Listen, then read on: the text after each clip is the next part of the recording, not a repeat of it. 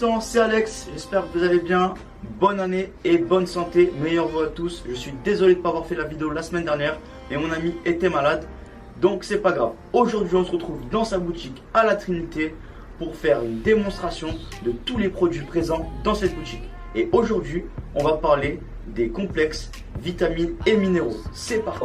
Il faut savoir que dans les boutiques présentes actuellement, on retrouve des protéines animales, des protéines végétales, mais aussi des protéines de lait, ainsi que des produits de récupération comme les BCAA, Vitargo et créatine. Les boosters comme le C4, Cellule Corps ou encore le Blood, qui sont des vasodilatateurs et précurseurs d'oxyde nitrique. On vous expliquera tout ça dans une prochaine vidéo. Aujourd'hui, ce qui nous intéresse, c'est les compléments vitamines et minéraux. Nous trouvons source de glucides comme la farine de patate douce et aussi les flocons d'avoine. Source de vitamines et minéraux qui nous intéressent aujourd'hui, donc magnésium, zinc, vitamine C, etc. Et on trouve aussi une source d'acides gras essentiels comme les oméga 3, le beurre d'arachide, etc. Passons maintenant aux indicateurs de carence en vitamines et minéraux. Pour savoir si vous êtes en carence de vitamines, il vous suffit de faire une prise de sang. Ensuite, vous avez aussi le site MyFitnessPal. Quand vous faites votre jet dessus, à la fin, vous avez vos micronutriments, vous avez les indications des vitamines et minéraux pour savoir si vous êtes en manque ou pas sur une échelle de 1 à 100. Le but étant d'être à 100. Ensuite, il y a 5 indications physiques qu'on va pouvoir retrouver sur notre corps qui vont nous permettre de déduire si nous sommes en carence ou pas. Donc, les 5 indications sont 1. Le coin de la bouche qui sont parfois fêlés. Donc, des fois, ça peut être par rapport au légèreté, mais il y a des fois, ça peut être pour un manque de vitamine D, surtout la vitamine B2, qui est la vitamine riboflavine, ainsi que la vitamine B3, dite niacine. Ensuite, vous avez une éruption cutanée, donc un petit peu de boutons, etc., et une chute de cheveux. Ceci est dû à un manque de zinc, de magnésium, de vitamine B7, de vitamines liposolubles. J'entends par liposolubles, solubles dans l'huile. Donc les vitamines A, D, E et K. Des taches rouges d'acné sur vos bras, sur vos joues et sur vos cuisses. Donc ça, c'est dû à un manque d'acides gras essentiels, de vitamine A et de vitamine D. Quatrième indication, des sensations de brûlure et d'engourdissement dans les jambes et dans les bras. Ceci est dû à un manque de vitamine B, surtout la B9 qui est l'acide folique et vitamine B12. Cinquième indication, des crampes et une douleur sourde dans les pieds et les jambes. Ceci est dû à un manque de potassium, de magnésium et de sodium. Ensuite, passons aux carences des vitamines A. Pour les carences en vitamine A, fatigue, mauvais teint de la peau et des dents, saignement des gencives ainsi que des maladies diverses. Pour les carences en vitamine B, donc par exemple la vitamine B1, insomnie, fatigue. Pour la vitamine B2, ça va être peau grasse, éruption cutanée. Vitamine B3, faible niveau d'énergie, ulcère, anxiété. Vitamine B5, crampes, fatigue musculaire. Pour la vitamine B6, anémie, crampes et rétention. Donc, vitamine B12, fatigue, diarrhée et déséquilibre hormonal. Carence en vitamine C affecte les guérisons des plaies et des fractures. Alléluia. Pour la carence en vitamine D, donc les caries, affaiblissement des os et malabsorption du calcium. Vitamine E, problème de peau, fatigue et mauvais réflexes. Passons maintenant aux besoins vitaminiques du sportif. Ils sont très importants pour protéger les cellules et ainsi avoir une meilleure optimisation de la récupération sportive. Pour les besoins en vitamine C et les besoins en vitamine B, ces deux groupes-là de vitamines seront plus importants car les efforts seront prolongés et ce sera des efforts répétés. Vous pouvez trouver ces vitamines dans l'alimentation, comme les viandes, les légumes, les céréales, les fruits. Je suis d'accord là-dessus.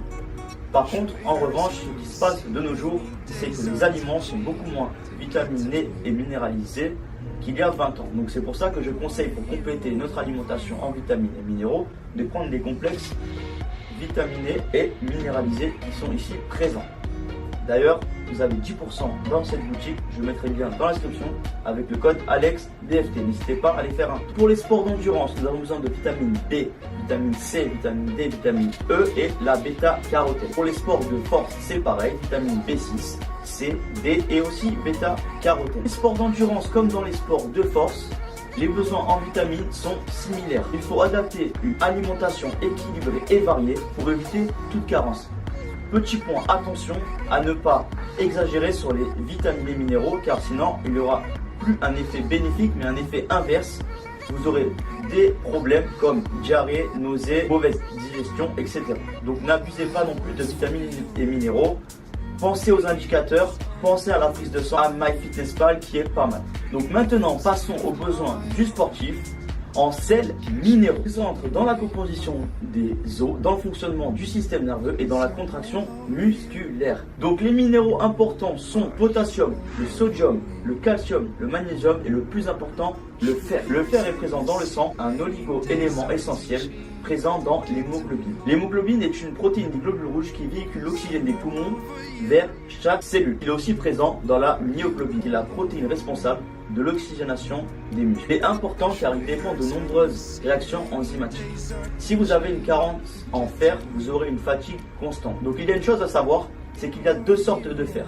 Vous avez le fer héminique qui se trouve dans la volaille, les poissons, les crustacés, et le fer non héminique qui est d'origine végétale. Passons maintenant au potassium et sodium qui sont liés dans l'équilibre acido-basique du corps. Le potassium contrôle les fluides et le pH à l'intérieur des cellules musculaires, tandis que le sodium fait la même chose mais à l'extérieur des cellules. Le potassium est important dans la contraction musculaire, la synthèse des protéines, mais aussi le métabolisme des glucides. Donc je dirais qu'il est fondamental. Et maintenant passons au sodium, donc le sel qui joue un rôle dans l'hydratation du corps, mais aussi dans les transmissions des influx nerveux ainsi que la contraction musculaire. Donc quand vous allez à la salle de sport par exemple, vous allez courir, vous allez transpirer et ainsi par la sueur éliminer des sels minéraux comme le sodium.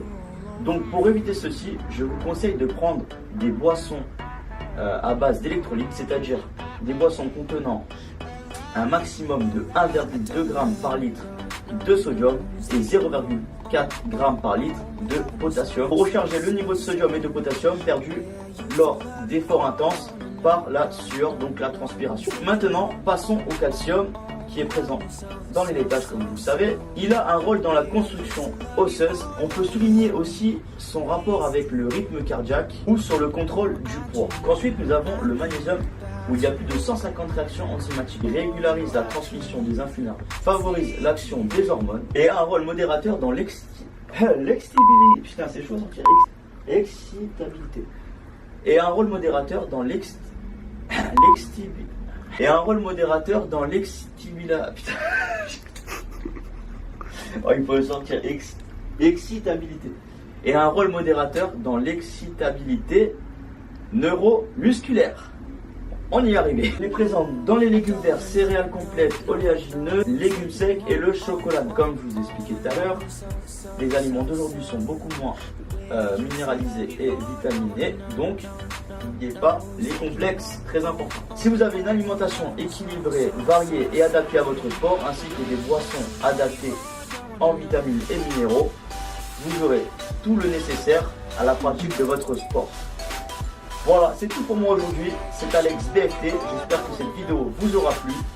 Moi, ça m'a fait plaisir, comme d'hab, de vous faire une vidéo. N'hésitez pas à lâcher un gros like, de vous abonner à ma chaîne YouTube, de mettre dans les commentaires si vous avez des questions pour que j'interagisse avec vous. Sur ce, c'est la fin. Je vous laisse. Bonne journée. Peace la famille.